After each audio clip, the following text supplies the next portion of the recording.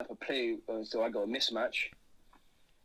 I'm there. And obviously, the rest is history, man. Like, we won the game anyway, man. And my homie Jordan, like, doing the tip to the Jordan Lowry, and yeah, we won the game, man, and that was it. Yeah. Really, and we had a big party. We had models everywhere. Hey, hey. Barcelona football team, a couple of them were staying in the hotel as well, so they was there, and they was there too. And it was like, it was epic, man. Oh, that sounds sick, man. Like I remember you telling me about it when you came back, man. Like it sounds sick, man. It sounds so sick. But yeah, Yeah.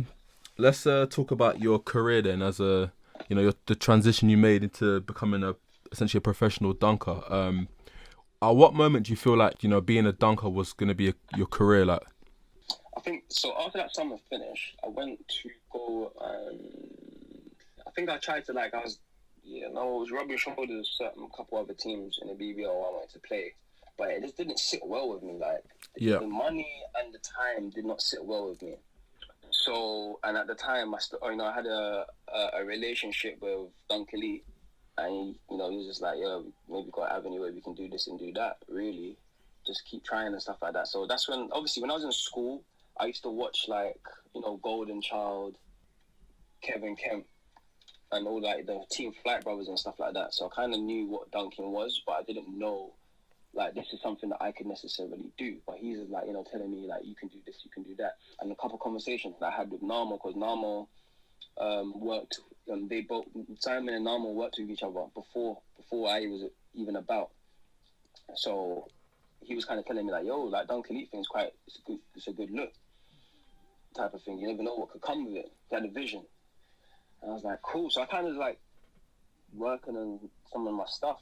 But I didn't know how to work. I was just doing a contest. So every BBO finals, whether it's playoff finals, league finals, I would be involved in it. And that's all I knew in terms of doing dunk contests.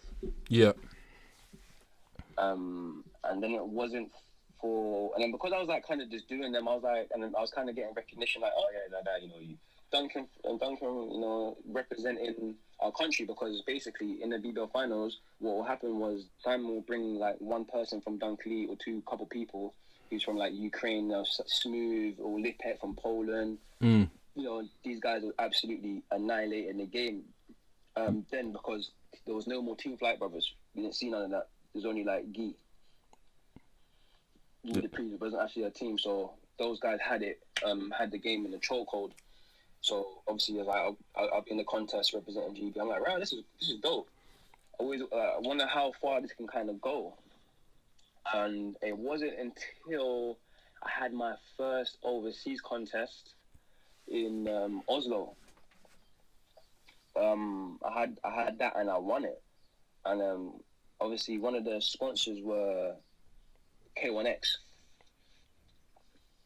So it was K1X, and I came back, told Simon, obviously I won and stuff. He was like, "Oh, this is dope." So he kind of just invested more time into me. I was training and doing photo shoots and whatever, and then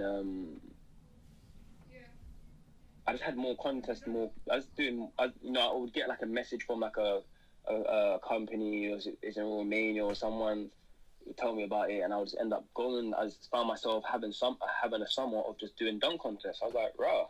So let's talk about your journey then. Just for the listeners, name some of the places this dunking career has taken you, and some of the highlights.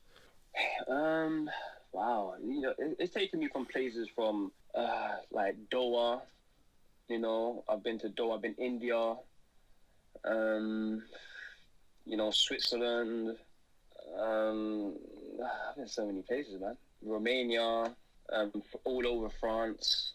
Yeah, man. The list goes on. I've been quite a few places. Croatia. I've been in a lot of places with dunking, man.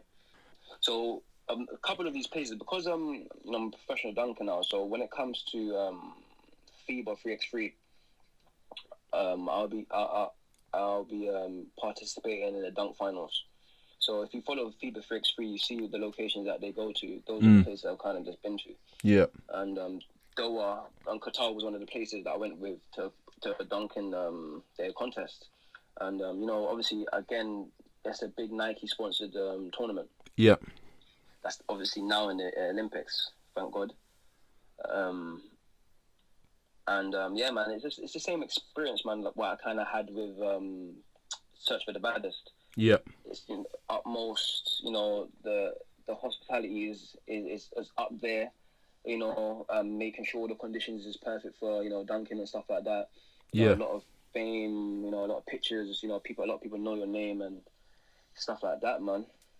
No, that's sick. Like, in terms of like the business side of it, then how does it work? Because obviously you go out and do competitions. Do you get paid a fee, or is it just based on where you finish? Like, how does it work? No, so what it is, you would pay a fee, like a parent's fees. Right. And then wherever you place is how much more you would get. Ah, I see. And then on top of that, they'll cover like all your expenses and stuff. And obviously flight expensive, all of that is all covered. Food, everything covered. Right. All of that, yeah. Transport from airport to hotel, all covered, man. And fever stuff, man, is always the best of the best, man. So you be staying in some fancy hotels and stuff like that, man. Yeah, nice. Famous people also, coming around. They always have like special guests or stuff like that. Yeah. Even the spokesman for FIBA, he was a spokesman for the NBA. Yeah. So it's up there, man. It's dope, man. I would recommend it. I'm always the only one from the UK. Yeah. It's like there's a lot of light being shed on me. Yeah. They're like, oh, he's from London. No one. I've been to like China. Obviously, that was my first time winning my first FIBA dunk contest, because a lot of the time I've come second, third, second, which is very, very annoying. So I was thankful enough before this whole COVID-19 happened that my last FIBA contest that I won it, and that was in China. And being black as well over there. Oh man. Winning, bro, you get a lot of love. Yeah. Like that. Do you have a lot of people like trying to grab your hair and stuff? Yep. No, bro. One of the. Yeah, you had that, but obviously security's good. But okay. In the city and stuff like that, you do get like a lot of looks, but not necessarily like you're a nigger. It's just like, they're amazed. Yeah. It's not. It's more like, it's not from a place of malice. You know what I mean? It's more just. Yeah. It's rare to see black people in that part of the world, innit? And I think as you grow up, you kind of realize, it's annoying probably when you were younger, like, let me touch your hair, like, you know what I mean? But it's not, like I said, it's not from a place of malice, man. It's just, they're just not used to it, man. They're fascinated. Yeah, they're fascinated. That's the word, man. Yeah. Yeah, literally, man. But you do get a lot of love, walking down the streets, and a lot of, and then you're just getting pictures taken of you. There are a lot of people want to take pictures of you. Yeah. And obviously what I'm wearing, I am wearing like the FIBA gear and stuff like that. So this goes hand in hand in terms of why they're taking pictures of you. Yeah. No, but you're a star out there, man. Like, it's no different to any other, like, star going out there and, you know what I mean, performing, and people obviously who are, China's basketball culture is massive. It's probably second to America. You know what I mean? So it's no surprise, to be honest. Yeah, even like one of the guys I went up against, he had like fake dread extensions in his hair, bro. I have never seen this shit in my life. Homie had fake extension dreads. Nah, that's like new. Julio. Yeah. No, they love black culture there though, man. Like, I remember at uni, like, there was a lot of like Chinese people at my university, and they had their own like breakdancing club, they had their own basketball league. Like, they love the Jordans. Like, they really do have an infatuation with black culture out there, and I think it's great because one thing with the Chinese is they're big spenders. You know what I mean? They're big money spenders, man. And but yeah, man. Just to touch on, so in terms of like your regime and your training, obviously you and me know each other, and we've spoken about your switch to go plant-based. Speak on that, and how do you feel like it's impacted your performance? Well, yeah, I think I turned vegan like 5 years ago. And what kind of made me want to make the transition was just, just thinking outside of the box. Because I'm a person that don't necessarily want to be in the system as such. I don't want Yeah. to be another statistic. Mm-hmm. I want to be the guy that can jot down and look at the statistics. And, you know, I'm trying to say I don't really want to go with the crowd. I want to make my own lane. Yeah. And me just thinking nutritionally, like, why do we... I always ask questions like, why do we eat this? Why do we do that? And it's like, when I find out, doing research, finding out we don't necessarily have to eat meat, and understanding the reasons why we actually eat meat, it was just a thing where, like, yeah, I'm just going to stop that then, because that's detrimental to my health, and I want to have a career for the long run. You know, just understanding, you know what's crazy though? When I went to the Boo Williams tournament, something always stuck with me. What was that? We was having when we was having breakfast at the hotel, there was like one army guy was there. And he was like, we was having like cereal and stuff like that, just going in with like Lucky Charms and stuff like that, because, you know, we see this in the movies, and finally we get to eat this. Yeah. So we're going in, and obviously he knew that we're about to be playing in the Boo Williams tournament. So he's like to us, like, yo, what you guys doing? He's like, yo, we're just having breakfast. He's like, yo, you're having all that milk? Good luck. I'm like, what? I'm like, what's this guy talking about, type of thing, innit? Yeah. Like, he's like, that shit is gonna weigh down on you. I'm thinking, okay, I don't know nothing about what you're talking about. I'm having this anyway. But understanding now the effects that dairy has on the body, and how long it actually stays in our body, and, you know, how much intestines a cow has, and how much intestines that human have, is like, it doesn't really add up. So, you know, I was a bit of a nerd, and just like indulged into the whole nutrition and why and who, what's, and a lot of history as well. So with that anyway, it's made me a lot more lighter. So I don't have excess stuff that's weighing me down. Right. And I'm able to take in my nutrition and utilize it to its full potential. Right. And it helps me a lot with my moods as well. Like, you know the saying, like, you are what you eat, man. It's not just that white and black, man. You know, when you're eating, you know, I believe when you're an animal's living a certain lifestyle, and then I'm then taking that toxic food, like meat, dead meat, like it's flesh in it. It's just different. I just think of it like flesh and not meat. Yeah. And then I'm taking that food in my system, and then, you know, my body's going overboard to try and digest this food, to try and get the thing that I need, which is protein. If we're talking about meat, I'm like, why am I going to go and eat the cow or stuff like that?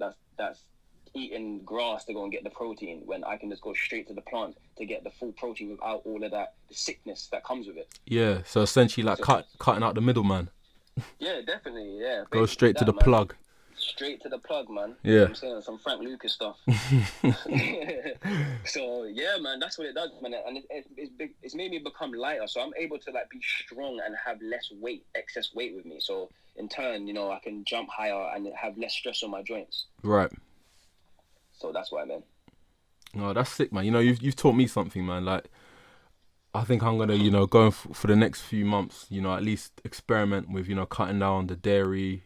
My sister, actually, she's been pescatarian. You know, she's noticed a lot of difference in her, like, body and stuff, and as well. And I'm always eager to, you know, understand people's experiences when they change their diets and stuff like that. So that's mad interesting, man. Surprised what you find. No, it's true, man. It's true. Even with history as well, man. Us as black people as well, man. Yeah. That's a hot topic of discussion right now. You know, black people and our diets, man. That's it's been seen a lot on the timeline. You know, with you know, the high rates of COVID-19 deaths in our community. You know, they said on on BBC News it's like 4 times more likely to die of COVID if you're black. And I agree. I think it's attributed a lot to our diets. You know, we've got, you know, you're Caribbean, I'm Nigerian, and in our food, you know, we're guilty of having a lot of salt, a lot of, you know, meat traditionally, and stuff like that. I think I'm kind of fortunate. You know, my mum's diabetic, so she's always sort of taught us how to cook healthily and, like, not use sugar and too much salt and stuff like that. So I've kind of been in a fortunate position. But it's like, you know, when you go out to eat, you know, Caribbean food or African food from a third party, you know, you don't essentially have that luxury. You know, it's usually drenched in oil, salt and sugar, and even our seasonings, like, you know what I mean? Yeah, it's very true. Of course, you can survive and have a good life when you're eating meat and doing certain things that you do, but as you said, man, it's all about a balance. Exactly. All Exactly. about that, man. Like, you're taking all of that now. How are you getting rid? How are you cleansing? Yeah.